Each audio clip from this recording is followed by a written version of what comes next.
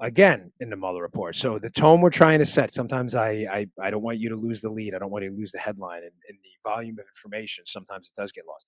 The headline is this: Mueller selectively leaves out information that makes the Trump team look good, or he buries it at the end of his report, but then makes a point to exaggerate almost hyperbolically the Russian connections of the players involved, as long as it makes the Trump team look bad.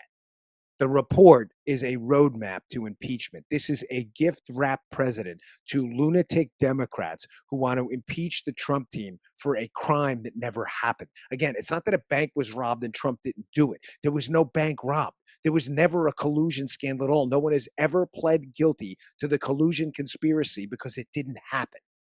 You see this again with the Michael Cohen information. The Michael Cohen information is equally as bad in the report. He goes through, and I don't trust Michael Cohen, Trump's former lawyer, as far as I could throw him. I want to be crystal clear on that.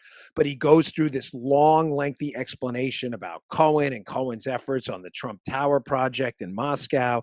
And then at the end, here we go again. So you have to go through the whole thing. Because first, with regards to Cohen's false statements to Congress, what he's talking about here, just to be clear, is Michael Cohen made some false statements to Congress about when the Trump Tower project negotiations in Moscow ended. He says, while there is evidence described below that the president knew Cohen provided false testimony to Congress about the Trump Tower project in Moscow, the evidence available to us does not establish that the president directed or aided Cohen's false testimony. So why are we even talking about it? It has nothing to do with the president. They had no evidence that the president told Cohen to lie about it at all. Is that even, why is any of that interesting then? Cohen fibbed. Okay, write a report about Cohen then. This was about Russian collusion in the election, not a Trump Tower project in Moscow where Cohen fudged the numbers and the president didn't tell him to do it. This is what he does, Mueller. He is telling a story to make it seem that there are these exaggerated Russian connections amongst these players. You know what? I don't have it up on a screenshot from this because I had so much to get to today, and I got more here. But he also does it with the WikiLeaks angle. He goes through this extended explanation about how WikiLeaks now, so you understand the lunatic Democrat theory on what happened in the election. If you don't understand that, what I'm about to tell you about WikiLeaks and the Mueller report won't make any sense. The Democrat theory on this, which is now debunked, discredited, it's always been debunked, it's nonsense, was that the Russians hacked the DNC and Hillary's emails. They passed the information to WikiLeaks knowingly, and that WikiLeaks then passed the information as a conduit onto the Trump team, and that impacted the election. Why? Because the Trump team had the DNC and Hillary's emails. That story is not true. Please tell me you understand that. That is, it is a functionally nonsensical story. There's no evidence of it. The Mueller report debunks it. But what happens?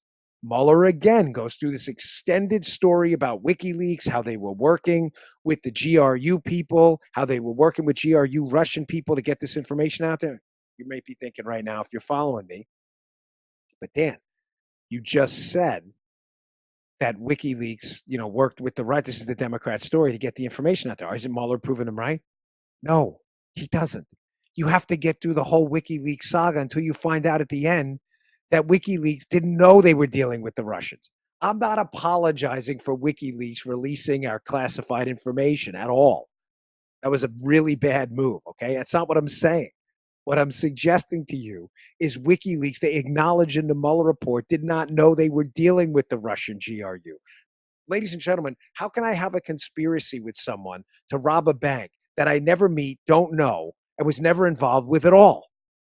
They didn't know it was the Russians. That's not an apology for them. I'm just trying to tell you that the way Mueller writes it up, he writes it up. You see where I'm going with this? To reinforce the Democrat narrative. The Russians knowingly shared information with WikiLeaks, who shared it with the Trump campaign. That is not what happened. The WikiLeaks people thought they were getting the information from Guccifer, the DC leaks, all these. They didn't know who these people were. Just because a bunch of crimes happened and a bunch of incidents happened doesn't mean they're connected. I heard Matt Gaetz, congressman from Florida, he gave a great analogy last night. I hope you take to heart. The analogy was this. Was he on with Tucker? I'm not sure. It was right before. Maybe it was Hannity. I'm sorry. I don't know. But it was a really good analogy. He said, just because there are two boats in the water headed in the same direction, chartered in the same path. Doesn't mean that people know each other or even met. They're going there are two people going in the same direction to the Bahamas. Oh, they must have coordinated their vacation to the Bahamas together. No, they've never met. They're just two separate boats heading that direction. WikiLeaks was doing their own thing. The GRU was doing their own thing, and the Trump team was doing their own thing. Please tell me you understand this. But that's not the impression you get when you read the report. Don't take my word for it. When you read it, you read the WikiLeaks chapter, you will leave it thinking, oh my gosh, WikiLeaks did work with the Russians. That is, unless you missed the point at the end where he says they didn't know they were Russian. In other words, the guy who you're telling me is going to the Bahamas because he knows the guy next to him going to the Bahamas had no idea that the guy next to him was actually going to the Bahamas too. Ladies and gentlemen, that's important. Why is it important? Because they're alleging a conspiracy. A conspiracy requires some knowledge of the intent of others. I hope this isn't too complicated, but this is one of the more important shows I've ever done. And please hang in there with me because it's important, because they will not let this go, as you saw by the Adam Schiff soundbite there, the video. A conspiracy to rob a bank with 5 or 6 of my friends, where we're planning it. We go out, we get the weapons, we get plans for the bank. We plan the time, we surveil it. There has to be at some point some knowledge of the other's role in this thing. There has to be. To knowingly conspire with the Russians to hack emails and get them out there, I have to know they're Russian. That doesn't mean WikiLeaks didn't conspire with someone else, but it's not a Russian collusion story. So you have to ask yourself why, when you read the Mueller report, do they belabor the point over and over and over? They beat it to death. They beat this drum until it tears apart about this Russia thing, despite the fact they have to throw in at the end every time there's no evidence that they actually knew they were Russian. Because Mueller is desperate to establish the story of Russian collusion as having some meat on the bone, despite the fact that there was never, ever meat on the bone. It was complete, total nonsense.